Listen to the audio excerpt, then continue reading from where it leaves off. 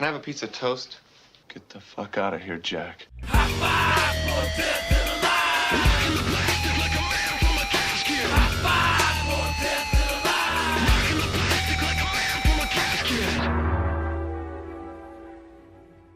Hello, this is David Anderson, and this is Two Davids Walk Into a Bar. Sitting across the hall from me, giving me a snarky look in the video store, is David Lawler. How are you, David? I am good. I assume you're doing well as well. I had no witty retort for that. I know, at you're just all. giving me the stink eye is what you're doing. It's like, you're picking out the wrong Navy SEALs. What are you doing? Across a video store, all I see is Tommy Boy and Rob Roy and my friend Marla and Andrew around the corner there. But we're talking about a video that I'm going to play for this little thing. Why don't you set what are we doing here, Okay, Dave? we're going to be talking about a bunch of stuff. You'll be the one cutting this together. We're going to be talking about video stores. There's probably going to be some odds and ends in here. We might end up saying a few racist things accidentally. Maybe they'll get edited out. A couple of racist things. I don't like Inuits. I'm sorry, I don't. And he may randomly say things like "Goya, Niskazi." You never know. Yeah, I might you never know what we're gonna do. It's life out of balance, and how do we embrace that life out of balance? We talk about things from our past that we really enjoyed. We're very much out of balance ever since they closed the video stores. We've been searching. We've been grasping at straws, trying to find new kinds of entertainment. There is no new church. No, the church is dead. The church of video, anyway. Yes. Anyway, how is your sex life? So it's this is basically kind of like a hodgepodge of different things that we've talked about, and we will be having some other clips from previous episodes, and maybe that blooper about that time my cat knocked over my coffee. Yeah, you told me about that. So this is literally could be. I was just thinking this could be like when we're it's Little House on the Prairie. We're snowed in. You remember that time? Family Ties. Family Ties. Yeah. Like or Happy Days. Or Friends.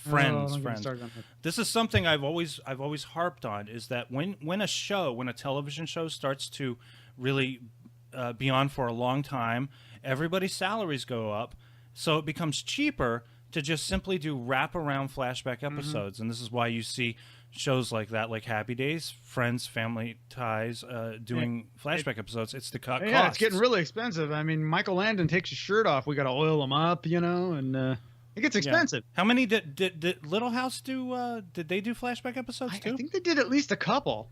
Maybe we should check with Mark. I did not hit her. It's not true. It's bullshit. I did not hit her. I did not. Oh, hi, Mark. Find out. Maybe. All right. So the first thing here that was on the docket, if you will, was we're going to talk about the video store experience. Now, I've worked in video stores. I worked in video stores all in my my teen year, my late teens, going into my mid 20s before I got married and all that stuff. And I did work in one of the first experiences I had was working at Flix Video in 1985. I believe I worked there from 94 to 96 or something like that.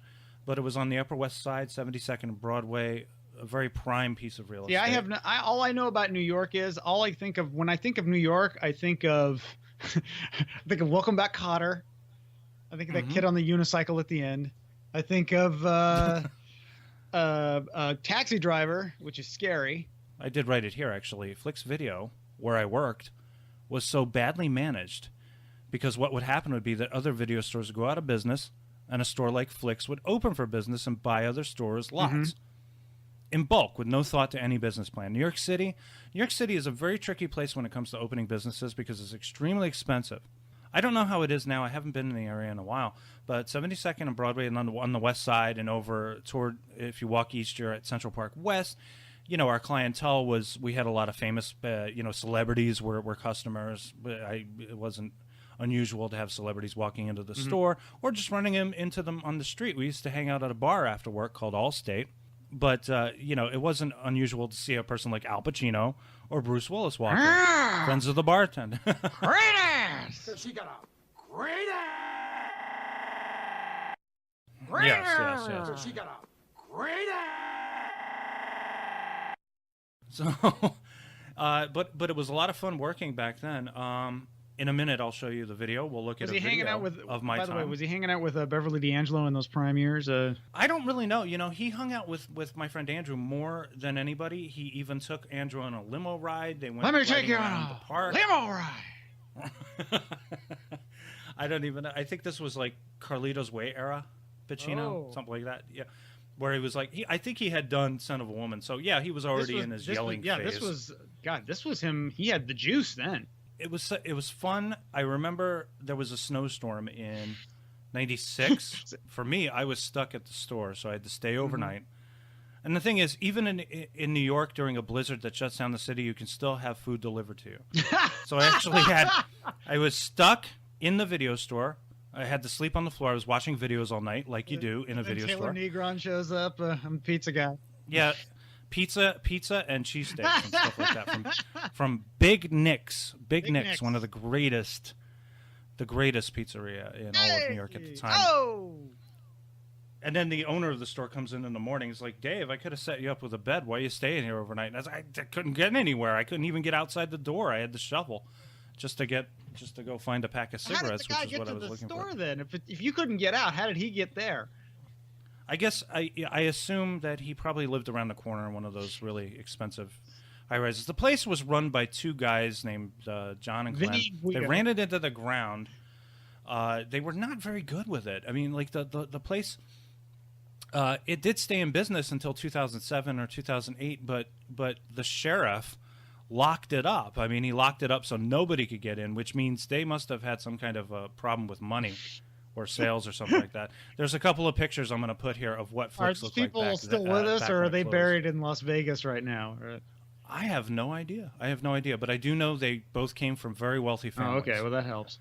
So they could probably hemorrhage money for a few years and not even feel it. But then after a while, you begin to feel it. So the problem with New York is that your rent in a place like that is going to be, for a business, at the time, 1985, I want to say, maybe between, I'm going to say, liberally, between $8,000 and $10,000 a month. Jeez. So you have to move a lot. I don't think you can rent enough videos to really pay for that. What you do, you have... You know, it's the same business model that Atkinson had when we talked about Magnetic, right? You pay for a membership and then you pay for videos. So that's okay. That's so usually, this and the clientele. I mean, now in your area, were there Blockbusters? Were there like a Hollywood? Were there like you talked about? You worked at RKO later. No, there were no big actually, stores around there. Is that what you're saying? There was the closest thing was probably Tower over in Lincoln Square. There were more sales. Which is a few blocks down. More sales than rentals. I mean, I had a Tower and they did rent, but their rental section was dinky from what I remember. Well, no, we had an excellent Tower. We did have a membership there, and they rented out everything. They rented out videos, they rented out DVDs, and they rented Laserdiscs. Wow, they had an excellent Laserdisc section. The place that I bought, like the Tower that I like, they had a great sale, like for sale section as far as Laserdiscs. But no, they didn't have. They barely. They would actually rent out Laserdiscs. They had special like sleeves on the. You know, you didn't when you rented a Laserdisc, you didn't rent like the box that it came in. You rented it in this kind of. It's kind of like a felt sleeve. Oh, I know, because I did rent them at this place called Silver Platters, which is actually still with us, and they of course have completely like douched out, and now they were a. Well, strangely enough, they kept them in much better shape than you would find DVDs. They used to be a place where, and this was like their gimmick, they had every sort of like disc-based system. So you'd get your CDs and your laser discs. This would be the 80s. But see, that now, so makes sense. Now, of course, Blu-ray, DVD, of course, but vinyl. But they're still around? Yeah, they're still around, but they sell vinyl. Now, they're not... And vinyl is, vinyl is not a laser disc kind of thing. It's vinyl. And but it's because they appeal to the sort of the Seattle up their own ass. Can you tell me a little bit about your experience? How much did a Laserdisc cost you to rent? I think it was like about $4. But that's like $4 in the '80s, so we're talking like $8 now. Oh, $8, yeah, that's true. But you could, in theory, like what we talked about in the in that episode about Sony versus MCA, you could rent a Laserdisc, get a couple of blank tapes, and make a movie. You could, and I did, but here's the problem: their selection was like they were mostly sales. So they would basically have a title that like after a few months, like a big say like Die Hard. Die Hard comes out on Laserdisc, costs $50, you know, and it's like, oh, it's only $50 and it's in widescreen. Wow. Okay, Yeah. you gotta wait. Comes out like I think like a March of '89 or something. You gotta wait till like May or June until they'll start renting it because they make sure that they've sold all the ones that they want to do. And also, well, that's so smart. basically the rental section was kind of tiny, and it was mostly to get people in the store because like, oh, I'm renting discs here. Oh, but they have this huge sale section. I'll buy this, and then I'll buy this, and then I'll spend. So it was like slim. It was very slim really. pickings, and like so like they'd have like Back to the Future Part 2, but they'd only have like the pan and scan version. You know, they wouldn't have the widescreen version. It's stuff like that. It's like a very limited selection of movies. What's new? Oh, Predator. Okay, I'm renting that. You know, I knew what I wanted. Oh, do you have Evil Dead 2? Finally. Okay. And then that's it. So it's like I know what I'm going in for. I'm not trying to be educated on like film or anything like that. I'm not like looking to be told like this is a good movie, this is a good movie. And I never really was that person of like, even when I would always, working at the video store, I would always have people coming up to me asking me, you know, like, what's the scariest horror film? You know, and I remember I was like, what's the scariest horror film to you? And I'm like, Henry, Portrait of a Serial Killer. I'm like, really? Is it really scary? And I said, yeah, but it's not your speed. You're not gonna it's gonna be freaky. You're not gonna want. If you want, you can get I don't know, Silence of the Lambs, blah, whatever. But like in fact, I was almost like someone who would tell other people that they needed to see this movie. Like I tell my friend, like, there's this movie called Highlander. Have you heard of it? Oh, it's awesome. Okay, here's the box you need to look for. It's a guy. He's got a sword on the box. This is like the old HBO Canon home video release where it wasn't even the poster. It was just Christopher Lambert with his sword. Yes. By the way, great movie. I don't care what anybody says. That's an awesome movie. It's good. I like it. I even liked Highlander too. Well, the one that didn't make sense at all. Yeah, the one that didn't make sense. I like that. I like movies, but you know, I mean, a lot of times working at a video store, it's almost like a bar atmosphere in a way. There's a lot of people in there, especially Upper West Side, a lot of pretty girls. So I got a lot of action working in video stores. I wouldn't know anything about that. It's several girlfriends, several kinds of one night stand kind of thing, you know. And then other times I'd be like flirting with a girl, right? You know, what are you interested in seeing tonight? And she'd be, and then she would say something like, "I'm really interested in Michael Jordan basketball videos. Do you have any?" And that just turns me the hell off. I'm not interested in a girl who wants to watch Michael Jordan playing basketball, you know. But and it was '95. It was at the height Directed of the porn section. Yeah. Oh, we had a nice porn section too at Flix. Hey, let's run this video. Why don't we? We'll run this video and we'll do. You tell me when to hit play. I'm at. Let me get to 0. Be at 0, 0, 0. Okay. It'll be a 3, 2, 1 click. Okay. And we'll just talk over it. We don't have to provide specific commentary if you don't want to. I'll give you a little background. I've actually watched this before, so you know I know what's coming pretty much. Yeah. Pretty much, and it's a nice museum piece. So here we go. 3, 2, 1, click. Okay. And here we are. Now, this is high-8 footage that I took with my friend Andrew's camera. There's Andrew right there. You can't see him. He's the big guy over there. There's Marla. She doesn't want to be photographed, which is ironic, because she was an actress. Oh. But she was nervous because she had zits. Okay. And this is a very long counter here, and we had all this stuff, all this paper laid out to show just exactly what the Flix plan was. Skinflix, you see it in the back? That's where we kept our adult. Really? You didn't have the beads? You have the beads of shame? No beads. This is Andrew. He's Sean Penn. He doesn't want to be photographed. We had a foreign section. This is a very cute... Okay, I don't know what was going on here. It's just me screwing around with the camera. And it was such an interesting setup because the building itself was divided into two businesses. As you can see, we had kind of a narrow entrance in the front that expanded into a bigger entrance where you would see all the videotapes. And on the other side, the other business, whatever it was, here I am getting a call, and I don't get back to that person. No. There's the computer we used. We would scan in with a barcode. And you know what? They're still waiting, and then they're sitting in that cab going... See, look, I put them on hold, and then I put the phone down, and I'm done. Right now, they're sitting in that cab going, I'm going to give them 20 more minutes. And behind me, I don't know, you can see the rows of actual videotapes back there. So I go and do a nice walkthrough. See, look, there's enormous. There's where the office where the bosses did all their paperwork and all their money laundering and all their coke dealing, or whatever the hell else they did. And I go through all the selection of different tapes. These are all just empty cases. Now, did you have a video store like this that you went to? Like this? Oh gosh. No. I'm very Blair Witch with this camera. I apologize for that. I can't really. There's the There's Star Star Wars Wars. Okay. I can't. Pulp Fiction. I can't really think of. I was mostly a Blockbuster. Like this, the way that it's set up, it reminds me more of. There's me on the camera. Hello. Hi. It reminds me more of like Safeway, the way Safeway used to be, my grocery store, like the way things used to be set up, which was very sort of, very ramshackle, very cheap. It's like, look at these. Okay, look at the shelving. The shelving is like temporary shelving, made of like it's just It's wire, almost like in chicken case wire they need kind to of skip stuff. town immediately or something. There's a TV that we show. Oh, there's Mr. Flick. I'm not sure if that was a costume. Action. I think one of our delivery guys actually had to wear. Oh, we Oscar delivered Reagan. videos. We delivered videos to people. They would call. I want the Outlaw Josie Wales. Okay, we'll send it to you. It gets there in about 30 minutes with your pizza, I guess. I'm not And really this is the mid '90s, but you've got like early '80s clamshells, which means this is like a lot of the buyouts of different stores. Yeah. These are, I said, what did I Ooh, say? You I could think get, I just like saw down 500 there tapes. like very quickly. It's like I think it was Mike's Murder, like real quick. Mike's Murder. Was it a Warner was Clan down show? there? Yeah. Oh, here's a stand-up, Crimson Tide. a standee for Crimson Tide that Andrew put together. And you notice we had posters, but we would get so many posters that I got to take a lot of them home.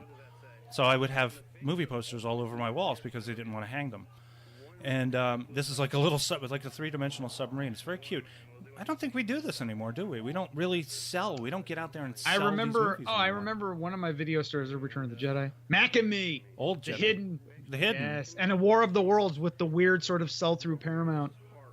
Yeah. Yeah, I remember there was a There's Friday the 13th. there was a movies Die and- Hard sort of standee, and they sold it for $5 at one of my local video stores. I remember that. I feel like we don't do that now, and we're on Blair Witch Cam again, apparently. So, I mean, this space would cost you probably $10,000 a month back then. I'll say maybe Dracula? $8,000 or something. Marla wants to see Dracula, and Andrew keeps vetoing her. Now, this is Andrew. This is my buddy Andrew, who hosts Extreme Cinema with me. Yeah, And The Awakening up there in the corner. it's a very sweet story I have.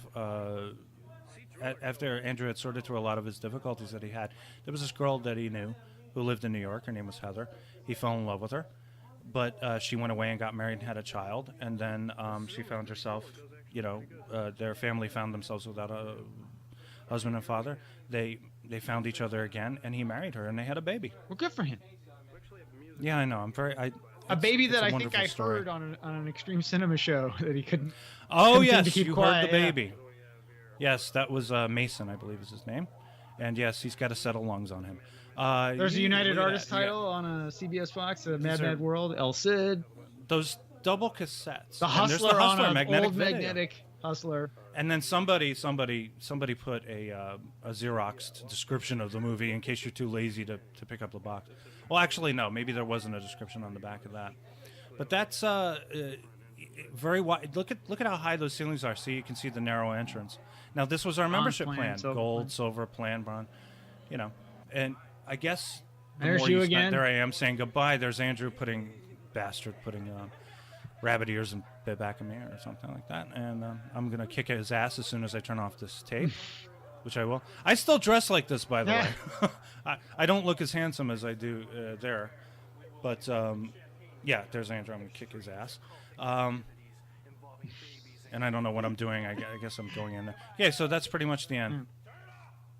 Like a peace out. All right. I love that shirt. I can't believe Andrew's wearing cowboy boots. God, he is so gay. It's not even funny.